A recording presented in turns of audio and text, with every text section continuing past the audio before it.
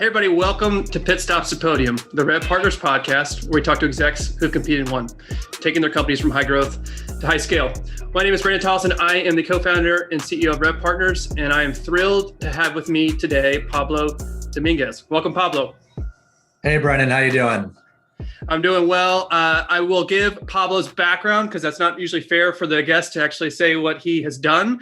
But for a quick CV, Pablo currently serves as the operating partner of sales and customer success at Insight Partners. And prior to Insight, Pablo has served multiple functions, but most notable for this conversation was he was a global head of sales operations at ADP. So one of the beautiful things is that Pablo brings both industry expertise, but also on the VC side. So thank you, Pablo. Thanks for having me. Really excited to talk to you today, Brandon. So Pablo, I'll give you, before we kind of get into the big idea and ultimately the fun facts, who is Insight for our audience? I'd love for you to kind of give a little bit of education on who you guys are. Yeah, absolutely. So Insight Partners, venture capital, private equity firm based here in Manhattan, New York, and 25 years of software B2B investing. And we invest in growth companies that are scaling, that are coming out of that startup stage, starting to scale. And we huge presence in New York, on the East Coast, West Coast, a lot of investments in Israel, Europe as well. So excited to share a little bit about what we do. Well, before we get into that fun kind of big idea, a tradition here we have at the podcast is to get to know our guests outside of the workforce. So Pablo, what are 3 fun facts that our audience should know about you? All right. Fun fact one is I went to the University of Texas, and like most people that you know from Texas, for the listeners, they love Texas. So I am a diehard everything Longhorn fan, whether it's women's tennis just won national championship last week, men's swimming and diving won a national championship this year. I follow every collegiate event at the University of Texas. Well, it's got to make up for the football team for the last few years, right? It absolutely does. Well, and you tell our audience about your dog. I think that's an awesome fact. Yeah. So my dog's name is Austin, Texas Dominguez. So nothing gives me more joy than actually getting his bills in the mail, and it actually says Austin, Texas on it, which is awesome. So that's amazing. All right. What else outside of being a diehard Longhorn fan? Yeah. Loved a mountain bike. I actually just came back from Moab, Utah. Went with 4 of my buddies for an intense mountain biking trip. And now that my kids are a little bit older, it's something I've started to take up again and try to mountain bike as much as I can here in New Jersey. And it keeps me fit and excited. That's great. And you also have a cooking hobby, right? I do. So wife and 2 kids. And my second hobby is I am trying to become a semi-professional smoker, not cigars or marijuana, but meat smoking. So do a lot of smoking during the week and on the weekend, ribs, brisket, pork butt, you name it. And it's fun. It's a blast. I feel like we're coming back full circle to Texas. So this is good. I just ordered a smoker from Franklin's in Texas, actually. So I'm super psyched about that. That's awesome. All right, let's transition out of Texas and let's get into the big idea. And you already kind of started to give the soft pitch what we're going to talk about. But in light of your experience and where Insight is focused, I thought it'd be really great for our audience to understand from you where you sit when they're growing their sales team. Like, what are the things they need to think about? And specifically, if you're looking to double your sales team, there are some key considerations that you have a unique perspective on. And so what I'd love to cover within that big idea is really around roles and responsibilities, hiring and onboarding, and ultimately, how do you motivate the team? So let's start with that first topic around roles and responsibilities when they're growing sales team. Yeah. So again, right. So I'm the operating partner for sales and customer success, right? So my team is primarily focused on helping our companies scale, right? And so the main issue that we see when companies are scaling is, I've got 10 sales reps today or 5 or 15, and now I've got to continue to grow and I'm doubling that, right? And so to your point, in terms of roles and responsibilities, the main question is, it's not just, okay, how do I add 10 people, right? I'm going from 10 to 20. The question as you start to scale is, well, what are those 10 people, right? Am I just adding 10 reps that like the 10 reps I had before? When you're a startup, you're hiring generalists, right? Your reps are selling new business, they're doing expansion, they're probably doing some renewals, they're doing everything, right? And so when you start to scale into that growth stage, should I hire account managers and account executives? Do I hire a CSM and an account manager and an AE? So knowing what roles to hire based on your go-to-market motion and what you need is extremely critical, right? Should I focus those headcount more on BDRs because maybe my top of funnel isn't strong enough or I have too many leads to qualify, right? So we try and help with sales capacity planning to really, inform the CRO, the CEO on what types of heads to focus on.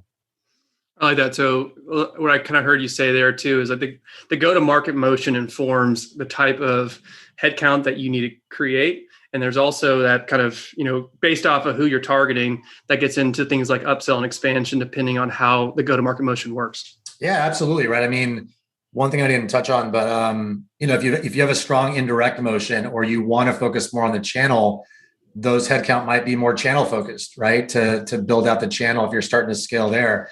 If you have a highly technical, complex sale, you may need to invest more in sales engineers, right? Which are a very critical role, as all of you know, or product specialists, right? So it just really depends on your motion, enterprise, mid-market, SMB, indirect, et cetera.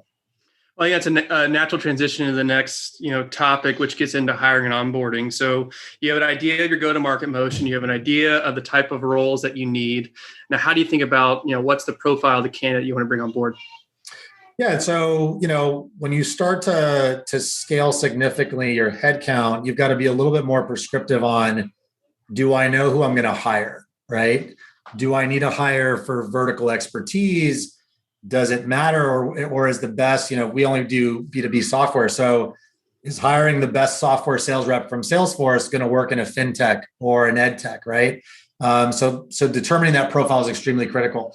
Second on that piece is, what do I do when they're here, right? When you've got 5 reps or 10 reps, you're all sitting in a room together in different offices and it's pretty, cozy. But when you scale, do I have an onboarding plan for them, right? How am I going to train them? How do I ensure that they know how to pitch the value prop, the message? Have I built out curriculum? At that point, the CEO or the founder can't be doing everything, right? Like the head of sales or maybe somebody in product marketing needs to step in and provide that. So onboarding quickly and ramping reps is critical because, as you know, every month that a rep isn't onboarding or ramping effectively is sort of money that's lost.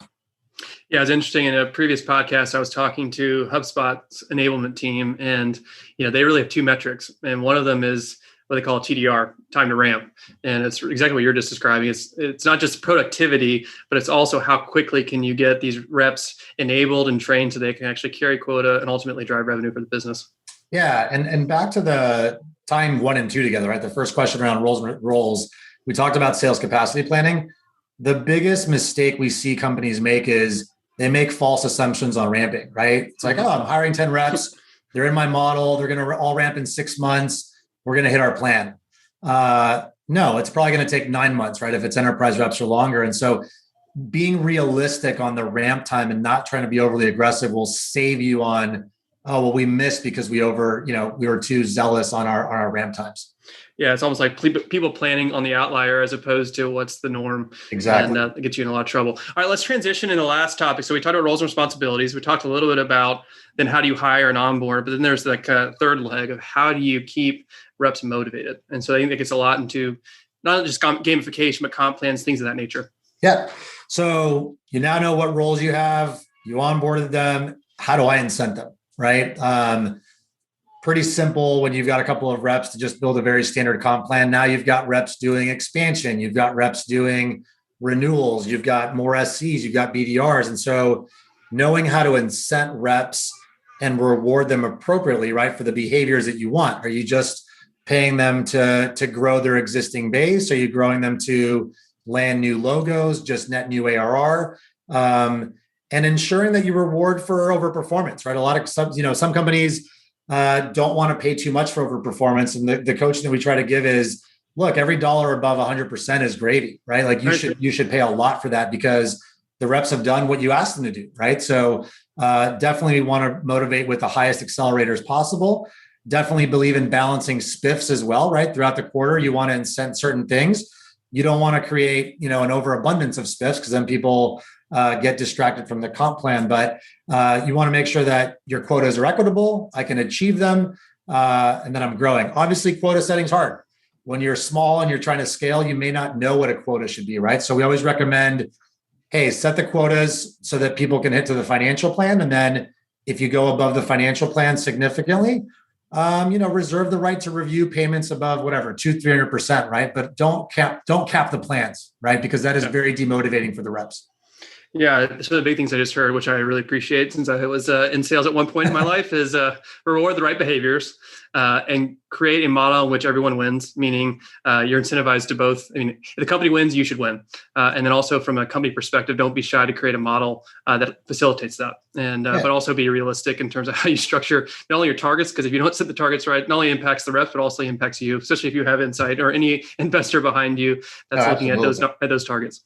Yeah. And you've also got to ramp the quotas, right? You're talking about a rep ramping. Like a ramped quota is not just the annual quota divided by the number of months I'm on plan, right? Because the first 3 months, I'm probably not selling much because I'm onboarding, I'm training, I'm learning, I'm spending time with the reps. So that ramped quota needs to be set also appropriately so that I'm motivated to be successful and you don't give me something too aggressive that isn't realistic, right? So again, just take some massaging and time as companies scale. It's hard to get it right, and that's okay, right? That's why we work so much with our portfolio companies, because it's an art as much as it is a science.